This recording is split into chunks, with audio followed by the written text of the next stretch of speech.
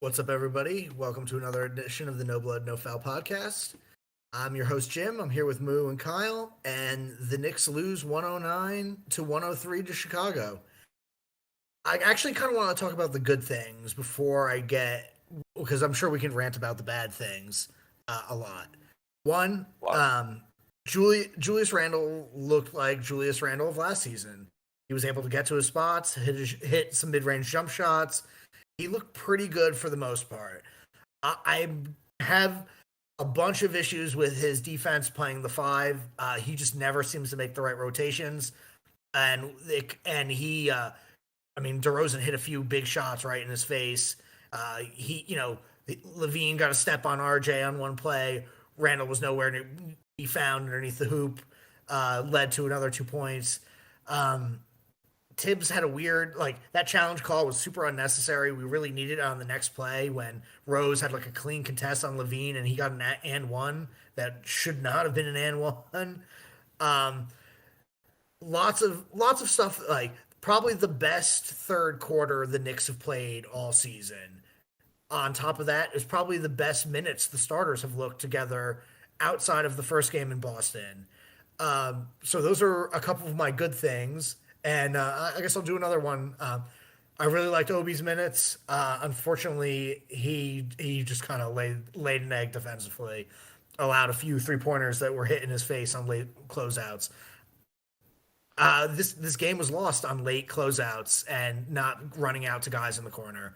I mean, the one guy, Green, I think it was, hit his fourth free 3-pointer of the season, and like obviously there were some garbage time points. Those 3 points could have been a huge difference. I mean, same goes with RJ missing 3 free throws. But I think there was something to build on, and there was good moments, and that third quarter like really made it seem like like we're starting to slowly figure things out. Moo, give me your thoughts. Yeah, I mean, the third quarter is better than before, right? Better than what they usually do, but it's, considering how bad they usually start third, I think tonight's third quarter was solid. I think that, is it them turning the corner on the third quarter woes? I don't, that's way too early to tell. I mean, they did play better. They didn't suck. Um, so that's always a plus. I don't know. I think, we've talked about this.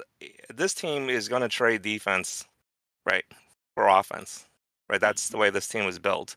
We lost probably some more defensive-minded, able guys to add offense. And you know what? We defended for 3.5 quarters. Like this was probably I mean, the Bulls are an elite offensive team, and I think that like we actually like hung with them defensively for most of the game. It was like that run in the fourth quarter where they hit like 5 threes in a row. That was like what ended up breaking us. I mean, the And Bulls are a good defensive team, right? yeah, They have very competitive guys. Caruso, we can make fun of the way he looks. I mean, he hounds on defense. They have guys that can defend, to surround. him and Lonzo locked Yeah, us up down the stretch. I yeah, mean yeah, that's sure. pretty much what happened off us when we were trying to make our final run, our final push. Right, You know, and I think that's part of the problem is that their defenders are better defenders individually than ours. yeah, So from a peak standpoint, if Billy Donovan can get these guys to defend and Tibbs can get the Knicks to defend, the Bulls are a better defensive team. yeah. Um, so the defense has been really kind of suspect, right? Especially in the losses and recently. But I don't know how much more that the players they have can do. That's the concern. Um, that's why it's critical that the Knicks offense figure something out or they do something. Yeah, Because and that's why I was happy seeing the third quarter because it kind of lifted my spirits because it seemed that they found like an offensive system or like a Mhm. way to play that kind of clicked. And eventually, you got to assume that Evan Yeah, and RJ are going to hit shots. I mean, yeah, they that was I mean that's the key difference is like you don't have if you don't have RJ shoot 16 and Evan shoot 14% from the field, this game's a win. mhm, yeah, They both shoot 20% from the field. This game's a win. Like that's how thin the margin of error was. And I think that was the thing that I thought was Tibbs' big mistake was Rose didn't really have it tonight. Kemba was finally showing you some flashes in the third. I think you need to go back to Kemba because I don't know if it was just he seemed to be able Yeah. to get some penetration around Caruso, which Rose did not really get to do. Yeah, I mean, I agree. I think the highlight of tonight's game was when Kemba had like two plays, including one pass, a couple of passes to Randall. Mhm. That's kind of the right. If you took those handful of plays out and say what were you expect, what are we expecting? What I was expecting, that was it. Type of play like that where two guys, Walker's attacking, and then when defenses collapse on him, he can pass out for Randall going to the basket. Right? Randall And showed that when he goes to the basket, he's a terror. But team. he needs that extra momentum going to the rim, Right, and that's what right, the pick and roll does. right, He was an elite finisher in Phoenix. right. I'm not Phoenix, in New Orleans his last year, and it's because he was used as a roll man. I think Knicks don't do enough of that. Not well right. enough. And all of a sudden that became the bread and butter of the Knicks offense in the third quarter, and we were Right, able to come back and take right, the lead. right, Like that's the key. And at one point Randall was like, 10 of 13. Like he didn't end the game as well, but that was part of the reason why is we were able to get him right. better looks and establishing him deeper in the post. Yeah, I mean, But there, yeah, go ahead, go. Kel. No, go move. Finish your thought. I was gonna say, Kemba to me looked better in those few plays than he has all season. So I'm just hoping that that's a sign that physically he's getting better. I don't mind mentally if he's still trying to adjust. I mean, it's still whatever, Yeah. at less than a quarter of the way through the season. But if he's physically showing that he's on his way back, then that's a plus, right?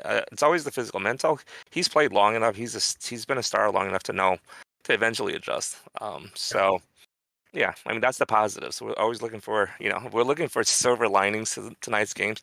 I think Randall, Walker playing together in that handful of minutes, that was the lining for me. Yeah. And again, I think RJ's defense on Levine was really great again, but again, it was 3.5 quarters. The Knicks were really good for 3.5 quarters, and they just couldn't match DeRozan and Levine down the stretch. And Yeah, the Bulls are really good. The Bulls are a good team, and DeRozan is playing better than he's ever have in his entire career at this moment. So yeah, I don't know if this is just like I don't really know what this is for I, him, but like his on off like is insane, like so astronomically out of line with what he's done in the rest of his career, that it's pretty remarkable. I, I, Uh, he's give me- outscored Jordan in his like first 16 games or whatever it is. yeah, I think a big part of it is people underrate DeRozan. I mean, people still do. Right, he's played on some really good teams, and he's been played for some really good coaches. So he knows how to win. I think people react to DeRozan and they immediately go into all the negatives, right? Oh, Yeah, he's an ISO guy that can't shoot threes. So I don't want him. Okay, but he knows how to win, right? You can see what impact he has on the Bulls. You take him off the Bulls, and they're a lottery team, Hey Moo, I right? got yeah. a question for you. Yeah, sure. If he knows how to win, how come he don't win much? Um, well, you got guys like Barkley and Stockton, Malone. They never won much either, right? So, um, No, but I think. they were always monsters in the playoffs though. He's never shown that. That's the Well, difference. maybe he'll get a chance, He right? has I, gotten I think chances, never capitalized on them. I think we need to it My if I only if I look my at no, hold on one. So if I look at DeRozan now, even back then, right before the season, I don't think it's a significant jump like Randall, right? I don't think this is a Randall year type of year for DeRozan. DeRozan always been able to do this. Last few years he's played on the Spurs, right? Great coach, not a very good team, yeah right? So I think that factors into things. He's obviously just like Randall, right? To me, he's on Randall's level, right? He's not a superstar player. He has weaknesses, he has holes, and those are the holes that prevents him and Randall from really reaching that next level. But I think overall if this is kind of the Knicks would have been better off with him instead of Fournier and whatever, right? It's just Yeah, I mean, he's certainly an all-star level talent. He's Mhm. just not like that. he's not. Not super impactful. Like he's definitely he I puts mean, up he's impactful numbers. this year, right? I Right, think but that was what I was trying to get into. Like he's playing better right now this year, better than he ever has in his entire career. It's very rare that your early 30s you make a jump this significantly. Will he eventually come back down to earth? We'll see. But I mean, he was absolutely like every jumper he took in the mid range tonight was you knew immediately it was going in. yeah, I He mean was just absolutely automatic. he was Randall tonight, right? The problem is he's been this for the rest of the season. Randall has not. Yeah. So, But that was the thing. Well, that was my big concern right. about like when there was rumors that Perry was into DeRozan. My biggest fear was that he plays the same position as Randall, essentially, in the same spots on the floor. I don't know necessarily if they would fit if, say, DeRozan was here. And especially with RJ shooting as god awful as he is right now, how well DeRozan, like everyone in hindsight is gonna be like, oh, Well, we should have gotten DeRozan, and you're not wrong because Evan's been bad, but I'm still not sure how well he would fit. I mean, the biggest thing for me for DeRozan was the contract. The thought that somebody is going to max him out like the Knicks, right? Yeah. That was the biggest fear. They didn't max him out, right? His contract is reasonable in NBA terms, very reasonable. I thought it was a steal kind of a contract. For as good as he's playing, Yeah, absolutely. sure. Yeah, you're certainly not wrong. So I don't know. Yeah, I mean, That's what could have been. but also too, like in hindsight, like who would have ever predicted that RJ and Evan would be so awful? I mean, this is. I don't know if this is including tonight's game, but this was tweeted out at halftime by Fred Katz, the new athletic writer for the Knicks. The last 8 games, RJ is shooting 31% from the field and 20% from three. And he's getting his shots. They're good looks for the most part. I mean, even tonight, like that first shot that he took, I don't know if you caught the first half or not. He just like a floater, and it just like hit every side of the rim and bounced out. I think the problem is nobody's in rhythm, right? And it could be because the guy at the top is not in rhythm and expectations, right? I'm sure everybody went into the season and said, "Oh wow, we got Fournier, we got Walker, we're going to be much better, right? The ball's going to move better, everything's going to be," and it hasn't, right? So it's forced guys to again do more, I think, than they're reasonably expected to do, and it's putting pressure on them. I mean, Barrett's off kilter. He's not shooting anything in rhythm. Yeah. So I mean, he's even like working, like even his free throws are like hit every side of the rim and then shoot out. Right. See, they're slightly to the left, slightly to the right. It's like just crazy because it's like, again, it's like none of these shots that he's really taking are bad looks. They look good, and they just rim out. And like thank God he actually got some fouls tonight, because I mean, like I feel like he gets hit a lot and doesn't get calls, but yeah, it's I mean, this is the worst. Yeah, I mean, the officiating also was suspect. I mean, I normally don't complain about it, but yeah, it was quite frustrating. Yeah. It was quite frustrating. Yeah, I mean, I think this is RJ's worst 8-game stretch of his career. He's just been god awful. You just got to hope that he can figure it out eventually. I mean, the good thing is he was doing other things. He was defending, he was rebounding. Yeah. So, at least he doesn't let that's the one thing, one of the things you like about him is if his offense isn't going, he's still out there, with that kind of cocky kind of attitude and doing other things, right? Not like a guy like Randall, right? If Randall is not shooting well, he kind of everything else about his game just kind of goes, right? Just that Randall's a better player offensively, so he has less of those periods. But yeah, I mean, it definitely give credit to Barrett. Bad offense. I mean, I think every other part of his game was pretty solid tonight. Which was much better than what happened last night, where he had like no rebounds and no assists. Right. Like he locked up Levine for most of the game. Right. But then again, it's like within the last 5 minutes of a basketball game, when it's close, it doesn't matter what happened in the first 3 quarters. Levine had let me see if the stats by quarter are up yet. But yeah, he had maybe like 2 or 3 buckets down the stretch, and that's all you need. That's how you can change a bad game into a good game, because Zach LaVine went 2 for 2, and he drew 3 fouls as well, so 10 points in that fourth quarter. Not going to stop anybody when two guys are going to be shooting that well. Yeah, yeah. It was close. I mean, I think it went down. Some missed just key plays that the Knicks just, the defense not. I mean, the defense was a big part of it, right? The Bulls spread the floor. Yeah. They had, shooters about to spread as far as you can, and then picks, right? Set a couple of picks for either Levine or DeRozan, and boom, you got a mismatch. It's hard to. And that was my frustration. As great as Randall was tonight, Right. He just missed several rotations down the stretch that were key. He didn't challenge shots. Yeah, like he didn't get into DeRozan's face a few times on switches, and he had a few opportunities to like help off on Levine, and he just couldn't do it. Yeah, it's true. What can you do? What can you do? Kyle, you've been awfully quiet. Do you want to add anything to this? I think there's two ways of looking at it with RJ. You either look at it as, man, he's just really not that good, or you look at it and you go, man, he is so close to getting it. Because, like you say, he was doing all the other stuff tonight. Yeah. So I think that honestly, I'm still leaning the category of this is part of the ups and downs of his third year. Some guys get it in the third year, some guys don't, and he's just going through a really bad stretch right now. But you like to see he's still taking good shots, they're just not falling. And you expect that it will sort of normalize out as the season goes on, and he'll improve on that for next year. And the Knicks aren't really helping him much with the guys that's on the team with him. I mean, not that you want to necessarily build around him right now, but just what he needs is, in my opinion, not what the Knicks throw on the floor with them most of the time. So.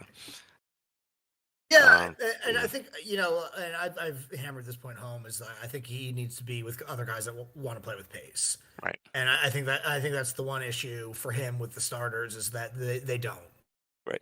Right. But again, like you have to hit shots. I mean, yeah, you have to. You can't just sit there and say, well, this team doesn't fit me, so therefore I'm not gonna try my best, and he tries, which is thing you really like about the guy. But I mean, three. If you add together RJ, Evan, and Kemba's shooting percentages from tonight, it's you divide that by 3. It's basically 20% each by each player. Yeah, it's not good. You can't win that way. Yeah, and then you look at Rose and Quickly didn't have it tonight either. I mean, Quickly was 1 of 8. I mean, yeah, and that kind of goes down to it, right? So Rose is going to have his on and off, and probably more offs and ons as as his contract goes, right? So I don't depend on him. I appreciate when he plays, but I don't really depend on him. So I understand a lot of guys on the board say, well, you start and play and whatever. I don't see Rose as that potentially impactful, which is scary, right? Yeah. That guy still has to be Walker. Walker's got to has to figure out something. Whatever it is, right? Or they're going to have to do something, or they won't, and they'll get bounced if they even make the playoffs, right, in the East. Yeah, so I mean, we have like a really tough run coming up, but luckily for us, I have a feeling LeBron James is going to be suspended for a game. Yeah. So that will probably be the game on Tuesday. That was crazy. Yeah. Oh my God. I mean, Isaiah Stewart like trucked like half the Pistons staff to try to get to LeBron. Yeah. You saw he even ran into the locker room trying to go the other way. Wow, really? Yeah. Yeah, I mean, I can't imagine he's gonna be suspended for like 10 games. There's no way.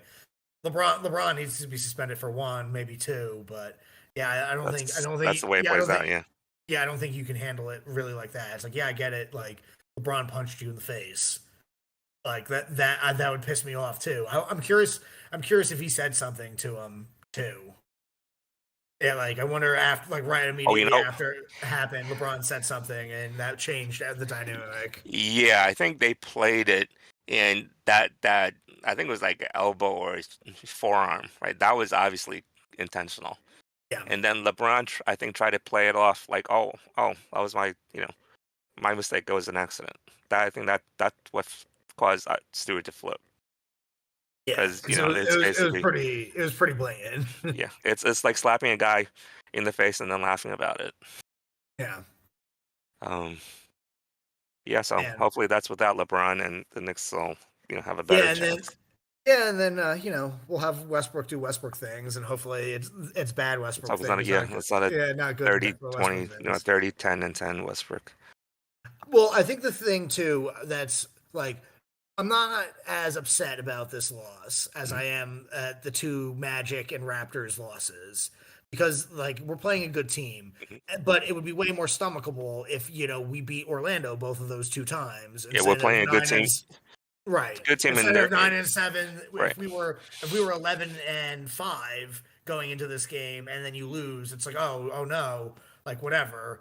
But like it's certainly not as like I'm not as relaxed as I would normally be if we pulled off those games. I mean, the Bulls and the Knicks, the records are significantly different right now, but they're kind of very close team wise, right? As far as what they do, what they don't do. Yeah. Bulls don't really move that ball all that well either, right? They rely on DeRozan and Levine for a lot of that stuff, just like And Knicks and doing Randall. apparently they mentioned in the broadcast too is that they are like pretty close to the bottom half in attempts from three, Right. and they shoot a pretty high percentage. So it kind of reminds me of our team from last Mhm. year. Sure. They're probably a little bit more talented than us, Talented, yeah. but like they play really great defense. They shoot good threes, maybe not a lot of threes. I would say they're probably more talented than us, but yeah, Yeah, I think definitely. there's a lot of similarities between those two teams and their playing style. They're good. They're a Yeah. good team. Yep. And And but and we're playing in Chicago, so I actually have tickets to the game in that'll be interesting. MSG against the Bulls, so I'm Have pretty fun. pumped about that. Yeah. Hopefully the wheels have not completely fallen It's off not this Friday, Knicks is it? team. It's a Thursday. Okay, good. Yeah, it's Thursday the 2nd, I believe. Mhm. Um, all right, Kyle, do you have any thoughts? I feel like we've kind of covered everything. Yeah. Well, just something I was thinking about yesterday and then kind of carried over into today is that when you think about last year, I think people tend to overlook the fact that we were a really mediocre team for most of the year and then just had a ridiculously hot streak to end it. Like, I don't know if you remember, we were 25-27 with 20 games left to go. Then we went Hmm. on that 9-game win streak and finished out the year 16-4. So Interesting.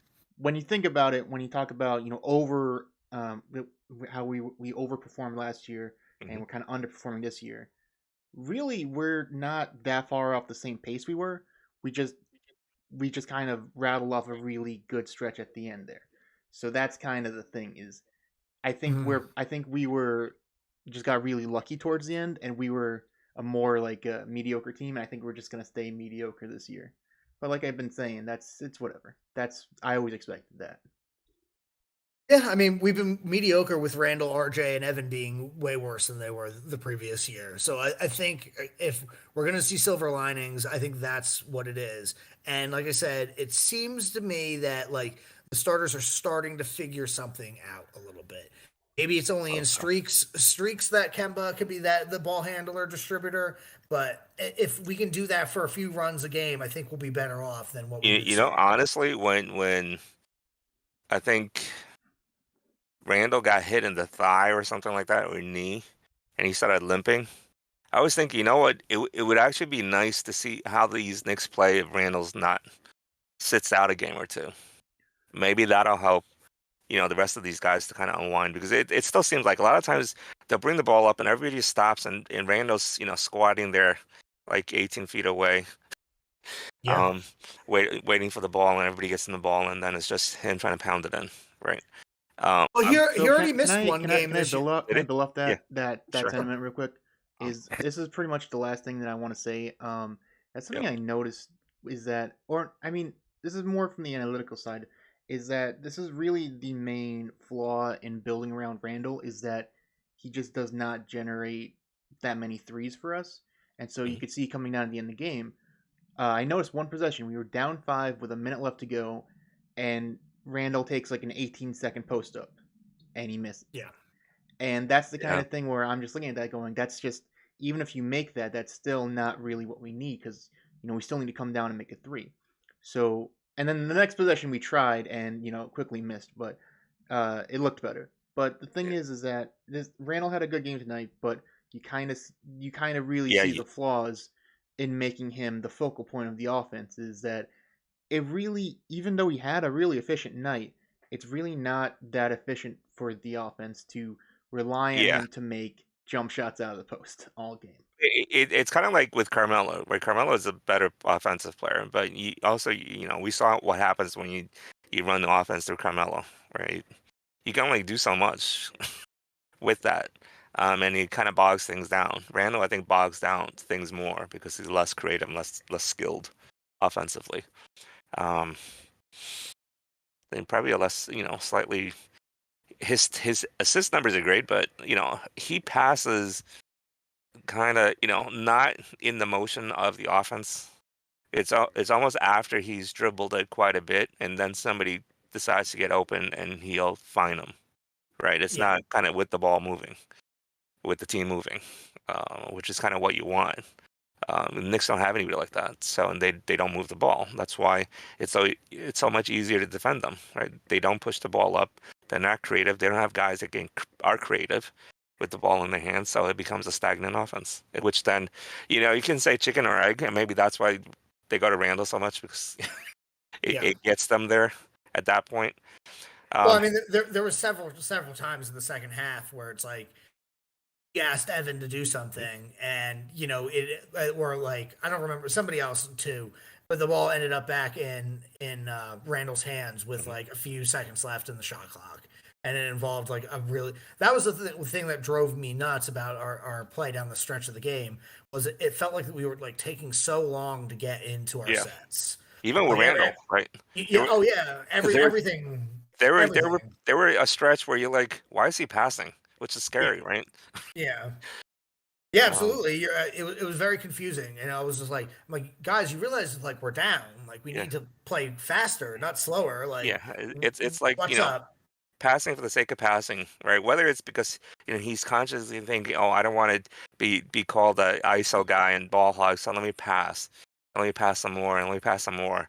Yeah, When he should probably be shooting, right? So, I mean, part of that's the defense. I mean, right, Caruso, like I said they did earlier, a good job Caruso and on him, Lonzo, yeah, Caruso and Lonzo were great. They were absolutely right? dynamic and elite. And honestly, like felt like those two like built a wall at the top of the key, and none of us could get below the 3 point line, I which mean, which was impressive. they were defending Randall well, right? They were basically again doing making sure that Randall really doesn't get comfortable, and that if he gets the ball and he tries anything, you double him and you do whatever it takes for him to get him either to chuck a shot, Yeah, dribble it out, right? Because he's doing that a lot. So if he's gonna dribble out the clock like 10, 12 seconds of it, right? Rather than passing it, whether it's yeah. because his teammates stand around or whatever it is, right? Then just double him and force him to dribble it out. He's going to get a bad shot, or nobody's going to get a good shot, right? So, Yeah. All right. Well, I feel like we've uh, covered some good stuff yeah, today, and like I said, I feel like there were some good things to take out of this loss. It wasn't like a breaking loss like the losses to Orlando, or we like didn't get run off the court, which is another good thing. But again, the same problem that we've been having for most of the season is that we can't get all of our starters clicking. Tonight yeah, we finally got Randall going, but Fournier was nowhere to be found. Neither was RJ. Kemba had some nice moments in the third, but Tibbs didn't want to bring him back in the game.